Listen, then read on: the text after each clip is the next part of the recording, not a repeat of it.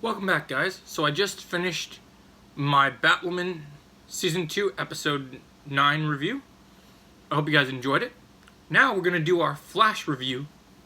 So this week's Flash, much like last week, we are officially in Season 7. No more COVID filming from the end of Season 6. So we're in the main season now. So before we get started in the review, I want to bring up a little news that we got coming to the show that's pretty exciting. So Bart Allen, guys, has been cast in the show, and we'll be seeing him in the back half of the season. So we're gonna get we're not even gonna get Nora Allen, we're gonna get Bart. We're getting Bart Allen as well, which is just confirmed. So if you didn't know Bart Allen, he was in Young Justice, some of the latest seasons. He's been in a lot of the cartoons. In the comics, he was the grandson of Barry and Iris. In the show, he's gonna be the son. So they might do the whole Tornado Twins storyline between Nora and Bart, so that could be pretty cool. So this episode of The Flash is episode 6 of season 7, and it's titled "Fear Me." So yeah, so episode 6. Episode 6 of season 7 was pretty strong, guys. There was some Godzilla references, setting up Godzilla vs. King Kong, of course, because people know that this was opening week, so that's exciting. And so Fear Me, so in the last episode we dealt with, and we picked up right away from the previous episode, we lost Abracadabra to the Strength Force last episode, after his heroic demise. So we're dealing with, after the Speed Force has been reactivated, we're dealing with all these new forces that the Speed Force was preventing coming into the world, much like the comics. So the Strength Force appeared, we got an official name for her. Cisco joked, like, oh, well, I can't call her She-Hulk, that's taken.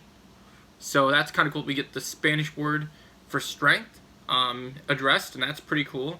And then we meet our new villain, courtesy of the Strength Force, courtesy of the Psych Force in this episode. The Sage Force, We get introduced to the villain of Psych. And his powers is basically, he's a Freddy Krueger type, guys. He's here to mess with your mind and cause all sorts of chaos. So this episode was really good because we got to see Cecile finally got used for more than just a plot device. She had a great story arc. We saw she was connected to what was happening via her powers, as she's a meta as well. And everyone was having nightmares. This was very much a horror movie style Flash. You feel like everyone was having these nightmares. It was crazy. Everyone was trying to deal with how to defeat him. The only nitpick I have is there's a moment in this episode where Barry could have easily just taken this guy to prison because he's that fast, and he doesn't. But it's a small nitpick. Otherwise, Eric Wallace, you are doing the God's work. This is a great episode. Another win for you. So, we fight this villain. Cecile's able to defeat him using the Thinker's Chair, which is awesome, and then Barry gets to take him out, and we don't see him anymore. But I've heard he will return later this season, so we'll have to see what his new role is now that we've defeated him. And so the big positive about this episode is, of course, Grant Gustin's acting is great. I know people are sick and tired of the pep talks, but it really is heartwarming to see Barry talk to these people, and it's in the core DNA of the show for Barry to get these pep talks when he's feeling low. So I know people don't like that, but it is in the DNA of the show. And they were fairly decent ones. And seeing Barry and Cecile, they don't get to share a lot of scenes, so seeing them together in a scene was pretty cool. So that was very cool to get to see. Barry and Cecile was definitely up there. Getting to see them in a scene was great. So I think that's fantastic, guys. I hope you enjoyed that. So next, for the next part of the review, sorry guys, I'm just moving locations. So Barry and Cecile,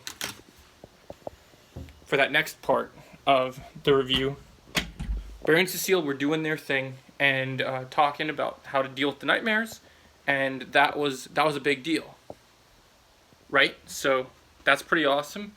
Barry and Cecile talking about their nightmares and all that kind of craziness.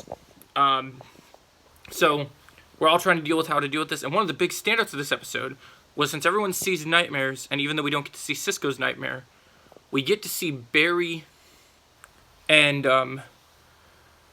not Barry. We get to see Caitlin and Frost now separated. We get to see that Frost doesn't want to be separate, doesn't want to be back together with Caitlin, because she wants to have her own life. And Caitlin appreciates that. So they decide to move in together. And Daniel Panabaker has never had to act against herself in 2 scenes. So getting to see her in this episode, she was really brilliant. Seeing her act against herself was really good. It bounced off well. Good job, Daniel Panabaker. You're the MVP this week. She did great, guys. I hope you guys enjoyed her as much as I did. This is a very solid episode. A step up from episode 3. Not as good as... it's up there with episode 1 and 2 for me, I think. It's not my favorite episode of the show, but it's up there in the top 20 probably of best episodes of the series, I think. It's very good. I definitely think you guys will enjoy it if you haven't watched it, and if you do and want to talk about it, let me know. I'm going to end this review by giving The Flash an 8.5 out of 10. Great episode, very well done. Looking forward to the next episode with us going into the 90s and dealing with our next character in the Force, which will be the Stillness Force now. So that will be kind of cool to see the Still Force.